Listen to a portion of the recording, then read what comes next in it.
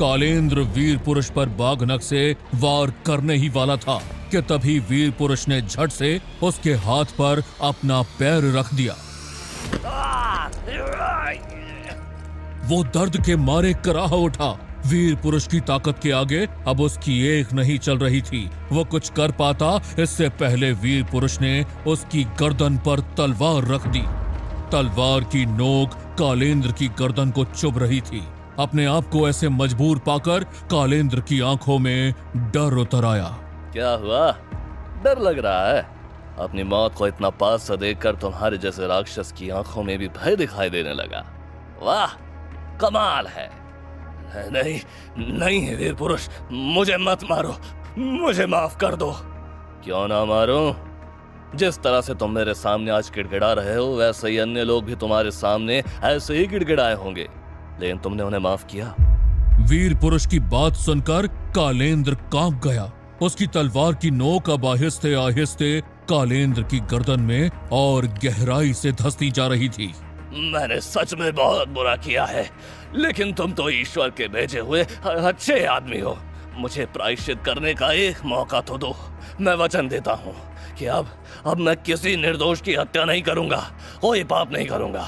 मुझे छोड़ दो। अपनी मृत्यु देखकर सभी पापी यही कहते हैं कालेंद्र। तुमने अपने जीवन में इतने निर्दोषों की हत्या की है कि मैं चाहकर भी तुम्हें माफ नहीं कर सकता, लेकिन तुम्हारे जैसे निर्दयी दानव जैसे व्यक्ति को भी एक अवसर मिलना चाहिए। वीर पुरुष ने जैसे कहा तो कालेंद्र की आंखों में चमक आ गई। वो समझ गया कि वीर पुरुष अब उसकी हत्या नहीं करने वाला। वो कुछ और सोचता तभी वो बोल उठा। कालेंद्र, इस जीवन में तो तुम्हें अपने पापों का दंड भुगतना ही होगा, लेकिन यदि तुम वास्तव में प्रायश्चित करना चाहते हो तो अगले जन्म में एक अच्छा व्यक्ति बनने का प्रयास करना, तभी तुम्हारा भला होगा। कहते हुए वीर पुरुष ने अपनी तलवार को सिर तक उठाया और अगले ही पल जोर से वार किया। चीखते हुए कालेंद्र झटके से उठा। उसकी तेज सांसों की वजह से उसका सीना बुरी तरह से ऊपर नीचे हो रहा था। उसकी आंखों के सामने एक बार फिर उस लड़ाई का दृश्य घूम गया। उसे अच्छे से याद था कि वीर पुरुष ने उसकी गर्दन पर वार किया था। मैं जीवित हूँ, मैं सच में जीवित हूँ। तो इसका अर्थ वीर पुरुष ने मुझे माफ कर दिया था। उसने चैन की लंबी गहरी सांस ली और अपनी आंखें बंद कर ली। कुछ देर बाद उसने अपनी आंखें दोबारा खोली तो खुद को एक बंद कमरे में पाया। ये कमरा, इसका मतलब वीर पुरुष ने मुझे कैद कर लिया है। उसने सोचा। तभी उसकी नजर कमरे में एक कोने में रखे पानी के घड़े पर पड़ी। तब जाकर उसे अपने डर से सूख चुके गले का एहसास हुआ। पानी। वह धीरे से बिस्तर से उतरा तो एकदम से लड़खड़ा गया। उसे बहुत कमजोरी महसूस हो रही थी। मैं इतना दुर्बल क्यों महसूस कर रहा हूँ? और हाँ, शायद ये उस युद्ध के कारण होगा।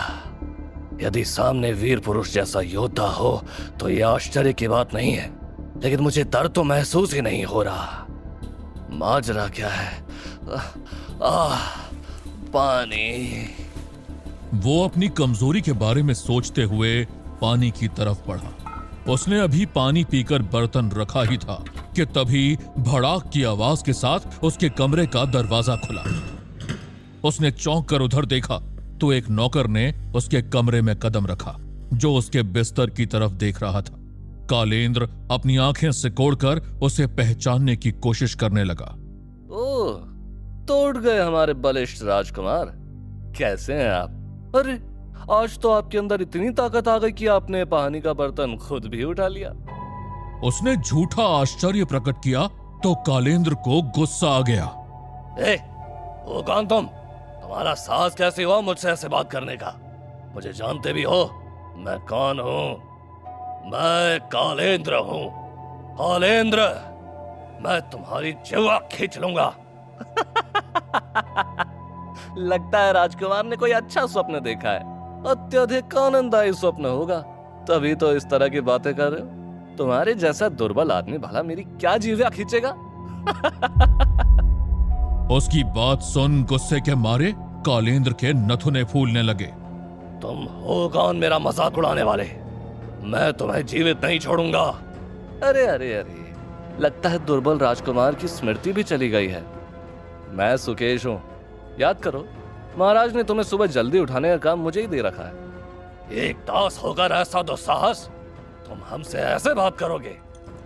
वो गुस्से से उस दीवार की ओर बढ़ा जहां 2 तलवारें टंगी थी। उसने झटके से एक तलवार खींच ली, लेकिन तभी उसे एहसास हो गया कि उसमें अब इतनी भी ताकत नहीं बची कि वो उस तलवार को उठा सके। वो तलवार के साथ ही नीचे झुक गया। ये तलवार इतनी भारी क्यों लग रही है? क्या मैं सच में इतना दुर्बल हो गया हूँ? भूल गए राजकुमार, तुम्हारे कक्ष में ये तलवारें मात्र कक्ष की शोभा बढ़ाने के लिए है, यूज करने के लिए नहीं। तुम्हारे जैसे दुर्बल आदमी भला क्या तलवार उठा पाएगा? चुप हो जाओ तुम।